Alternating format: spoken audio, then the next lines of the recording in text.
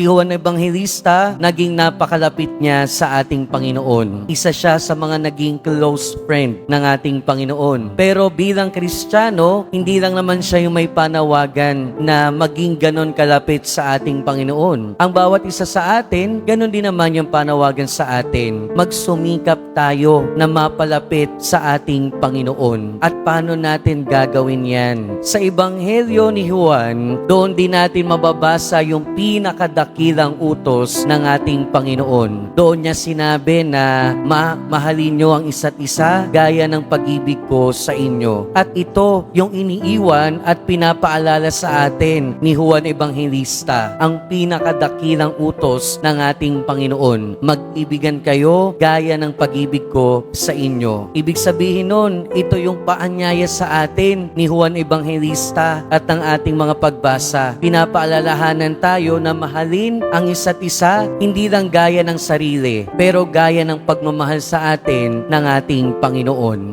Amen.